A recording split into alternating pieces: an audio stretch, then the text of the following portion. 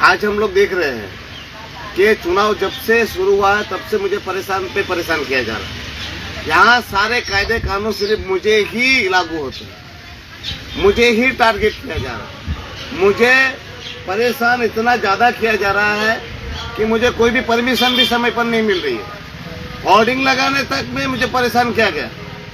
सारी की सारी परेशानियां सिर्फ मुझे है। मीटिंग के लिए भी मुझे बार बार परेशान किया जा रहा है। अभी आपको मैं बताऊं, आज मैंने मेरे सारे वीडियोस बनाए थे और वो वीडियो के परमिशन के लिए मैंने कितने दिन पहले परमिशन मांगी थी। आज भी मेरे वीडियो चुनाव खत्म हो जाने वाले हैं मगर अभी तक मुझे परमिशन नहीं मिली। मैंने इमेजेस बनाए थे और इन लोगों ने वो इमेजेस भी मेरे इसमें तानाशाह नहीं बोल सकता, षड्यंत्र नहीं लिख सकता, ये नहीं लिख सकता कर करके एक भी इमेजेस मेरे पास नहीं किए। बोलो पहले आया था तो परमिशन नहीं मिली थी। आज जब मैंने सारी परमिशनें ले रखी है फिर भी प्रशासन मेरे पीछे हाथ धो के लगा है, मेरे कार्यकर्ताओं को दबा रहा है। पुलिस वाले जैसे कोई आतंकवादी पकड़ने हैं वैसे दौड़ के आते हैं। 2-3 कैमरा, 3-4 गाड़ियां लेकर हमारे काफिले जैसे वो पूरे काफिला लेके कूद पड़ रहे हैं। लोगों को जैसे डराने की कोशिश कर रहे हैं, जैसे धमकाने की कोशिश कर रहे हैं, उस प्रकार से काम कर रहे हैं। कल की मैं बात बताता हूँ। कल हमने मेरी विजन बुक जो डॉक्यूमेंट के रूप में है, जिसकी मैंने इंटीमेशन जो करनी है वो मैंने की है और हमारे इलेक्शन की गाइडलाइन के हिसाब से जो प्रोसीजर करनी थी वो मैंने की है। मेरी विजन बुक पूरे दमन में बढ़ चुकी है और कल मैंने जैसी ही बुक यहाँ बांटने शुरू की तो आधी बुकें बढ़ चुकी थी और यह हमारे दीव का प्रशासन का काफिला हमारे कार्यकर्ताओं को पकड़ने दौड़ गया और वहाँ जैसे कोई आतंकवादी पकड़ना है वैसे उन लोगों ने कार्यवाही की। हमारे कार्यकर्ता जो महिला कार्यकर्ता है उनके मुंह में अभी गर्मी बहुत ज़्यादा है और ये प्रशासन के पाप से पूरा रोड खोद के रखा तो धूल मिट्टी बहुत उठती है। तो माताएं बहनों ने मुंह पे कवर किया हुआ था तो लेडीज कार्यकर्ताओं से उनके मुंह तक खुलवा दिए गए। इतनी बेशर्मी बहनों और माताओं के साथ ऐसा करोगे आप लोग? इतनी निष्ठा पे उतरोगे आप लोग? फिर क्या किया, मेरे गाड़ी वाले का नंबर लिख लिए और महिलाओं के नंबर लिखे, महिला कार्यकर्ताओं के मोबाइल नंबर लिखे उन्होंने। ये कौन से रूल्स है महिला कार्यकर्ताओं के नंबर लेना? हाँ? फिर उनको पूछा जाता है तुम कहाँ से आते हो, तुम्हारे आधार कार्ड कहाँ है? क्या चुनाव प्रचार करने वाले लालू भाई के साथ 100-150 कार्यकर्ता है, उनके आधार कार्ड मांग रहे हैं आप लोग? क्या केतन के साथ राहुल गांधी की रैली में उपस्थित रहने वाले लोगों के, आपने रैली में उपस्थित रहने वाले लोगों के आधार कार्ड चेक किए थे? क्या नरेंद्र मोदी जी आएंगे तो उनके सभा में उपस्थित रहने वाले लोगों का आप आधार कार्ड चेक करोगे? कौन सी गाइडलाइन में लिखा है कि कार्यकर्ता जो प्रचार प्रसार करे उनके आधार कार्ड मांगे जाएंगे? आज आपको बोलूं, मैंने 5-7 दिन हो गए रिक्शा के प्रचार प्रसार के लिए लाउड स्पीकर बांधने के लिए मैंने उनसे परमिशन मांगी दीव प्रशासन से।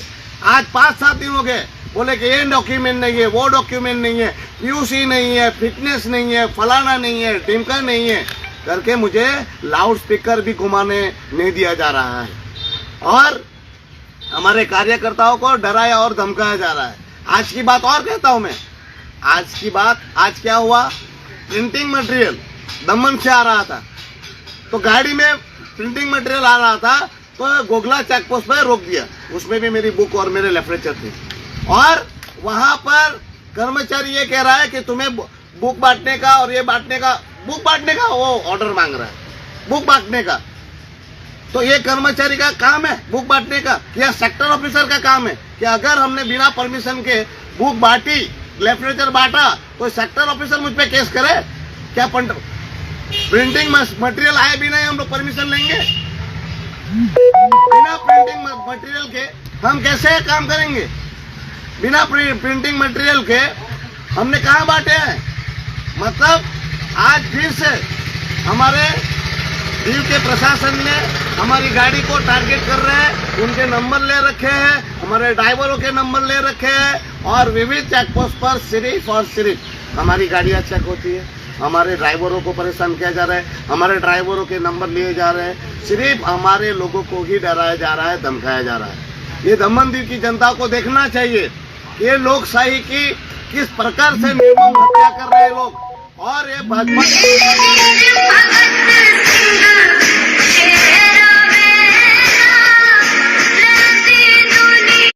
जब हमें परेशान किया जा रहा है तो मैं ये कहना चाहता हूँ लोगों को, और लोगों को ये बताना चाहता हूँ कि ये सब मेरे साथ क्यों हो रहा है। क्योंकि मैं चुनाव लड़ रहा हूँ, चुनाव नहीं, मैं आंदोलन कर रहा हूँ। और यहाँ जो हिम्मतनगर से चोर आया हुआ है, डाकू आया है, उसको भगाने के लिए आंदोलन कर रहा हूँ और मैं लड़ाई लड़ रहा हूँ। और उस गुंडे को मैं बताना चाहता हूँ कि तुम्हारी गुंडागिरी से मैं डरने वाला नहीं हूँ। और यहाँ पर एक वंदे मातरम नाम का गुंडा बैठा हुआ है, डाकू बैठा हुआ है, लुटेरा बैठा हुआ है, उसको भी कहना चाहता हूँ बेटा तेरी खैर नहीं है, तू कितने दिन मौज करेगा, कितने दिन तो ये नाटक करेगा। अभी सिर्फ 15 दिन से 1.5 महीने का वक्त है, तेरी गुंडागर्दी जितनी करनी है कर ले बेटा, फिर तेरे को भागने के लिए जमीन भी कम पड़ेगी। मैं डरने वाला नहीं हूँ, पर लोगों को मैं ये बार बार बता रहा हूँ कि ये प्रशासन पूरी तरह से मनमानी पे उतरा हुआ है और भारतीय जनता पार्टी पूरी तरह से बौखलाई हुई है। और एक बात बताना चाहता हूँ, जाहिर सभाओं का मैंने मेरी मीटिंगों का परमिशन ले रखी है। परसों में वहाँ पर मीटिंग कर रहा था फाफड़ीवाड़ी में, वहाँ पर भारतीय जनता पार्टी की बड़ी नेता सांसद लालू भाई की धर्मपत्नी मेरे मीटिंग के समय पर 3 गाड़ियां लेके आ गई और वहां फाफड़ीवाड़ी की सरपंच को लेकर, और वहां पर मीटिंग में उपस्थित लोगों को वो सरपंच वहां पर धमकाती है हमें। मतलब किसके इशारे पे हुआ? क्यों लालू भाई की पत्नी वहां पर आकर हमारे कार्यकर्ताओं को धमकाने के लिए सरपंच को छोड़ा था उन्होंने? तो आप लोग लिखिए। और कल भी वाड़ी विस्तार में हम जब मीटिंग कर रहे थे तो हमारे मीटिंग में न आने के लिए भी लोगों को धमकाया गया, डराया गया। क्या इस प्रकार से चुनाव जीतोगे भाजपा? मतलब ये साफ साफ हो गया है कि दमनदीव में भारतीय जनता पार्टी साफ हो चुकी है। और आज मुझे इसलिए रोका जा रहा है कि मैं लोगों के साथ संपर्क ना कर सकूं, लोगों के पास पहुंच ना सकूं, इसके लिए इन लोग मुझे ऐसा कर रहे हैं। मैंने कल भी ऑब्जर्वर मैडम को मैसेज करवा के मेरे इलेक्शन एजेंट के थ्रू बताया था। आज भी मैं इलेक्शन कमीशन को फरियाद करने वाला हूं कि ये लोग मेरा समय, आज एक समय मेरा कीमती होता है। आज सुबह से मेरा प्रचार प्रसार था, अब 2.5 घंटे से 3 घंटा मेरा बिगड़ चुका है। आज मैं लोगों से जुड़ नहीं पा रहा हूँ। क्यों? क्योंकि भारतीय जनता पार्टी का प्रशासन पूरी तरह से निष्पक्ष नहीं होने की वजह से आज हमारे जैसे निर्दलीय उम्मीदवारों को बहुत सारी समस्याओं का सामना करना पड़ रहा है। पर मैं दमनदीव की जनता से निवेदन के साथ कहना चाहता हूँ कि आप लोग डरिएगा नहीं, लड़िएगा। मैं भी डरने वाला नहीं हूँ। इन डाकुओं से, गुंडों से, लुटेरों से मैं डरने वाला बिल्कुल नहीं हूँ। और ये उनकी बौखलाहट साफ साफ बता रही है कि हमारे दमनदीव में भारतीय जनता पार्टी पूरी तरह से साफ हो चुकी है और ये चुनाव में हम भारी बहुमत से जीतने जा रहे हैं। और वही डर आज उनका ये बौखलाहट के रूप में निकल रही है। पर दुख की बात यह है कि प्रशासनिक अधिकारी जो चुनाव के अधिकारी है वो उनको निष्पक्ष होना चाहिए और उनको लोकतंत्र की रक्षा करनी चाहिए। लोकतंत्र बचाने की जवाबदेही ये इलेक्शन में जो भी अधिकारी है उनकी है। मैं ऑब्जर्वर मैडम से भी अभी मिलने वाला हूं, उनसे मिलकर ये रजूआत करने वाला हूं कि मुझे ही क्यों टारगेट किया जा रहा है, मेरे ही कार्यकर्ता को क्यों रुका जा रहा है। और ये सब करना है तो आप लोग हमें बता दीजिए कि आप लोग चुनाव ना करें, चुनाव में ना लड़े या घर पे बैठ जाए तो हम लोग घर बैठ जाए। तो ये जो हमारे साथ हो रहा है वो बहुत ही दुखद और दुर्भाग्यपूर्ण हो रहा है। पर हम हमारी लड़ाई जारी रखेंगे। ये तो इसलिए कह रहा हूँ ताकि आप लोग सबको भी ये बात पता चले कि हमारे साथ क्या हो रहा है। आपको लग रहा होगा अब कि हमारे होर्डिंग्स नहीं आए हैं, पर होर्डिंग्स लगाने के लिए भी मुझे बहुत परेशान किया गया ताकि मैं हैरान हो जाऊँ, परेशान हो जाऊँ, मैं वो कोशिश छोड़ दूँ लोगों के पास ये लगाने के लिए ही कि होर्डिंग लगाने में ही मेरा टाइम बीत जाए। वो चाहते हैं प्रशासन मैं लोगों तक ज़्यादा से ज़्यादा ना पहुंच पाऊँ, उसकी कोशिश में लगा हुआ है। तो मैं दमनदीव की जनता से कहना चाहता हूं, अगर मैं आप तक ना पहुंच पाऊँ किसी कारणवश तो आप लोग ऐसा समझिएगा कि आपका भाई, आपका बेटा, आपका मित्र कोशिश कर रहा है आपसे मिलने की, आपकी बातें सुनने की, हमारी बातें आपको समझाने की, पर यह भारतीय जनता पार्टी का प्रशासन मुझे मिलने नहीं दे रहा है। तो आप सब मुझे माफ़ कीजिएगा और रूबरू मुलाकात न होने पर भी आप अपने भाई को पूरा मुलाकात समझकर ही साथ और समर्थन दीजिएगा और दुआ कीजिएगा। मैं आपका हूँ, आपके लिए लड़ रहा हूँ। तो आप ऐसा मत सोचिए कि उमेश पटेल हमारे एरिया में नहीं आया, क्योंकि मैं आना तो चाहता हूँ मगर मेरा यहाँ का प्रशासन मुझे आप सबसे मिलने नहीं दे रहा है। तो ये मेरी व्यवस्था को भी आप जानिएगा, आज की ही परमिशन है। मैं आज नगर पालिका विस्तार में हूँ, गोगला भी जाने वाला हूँ।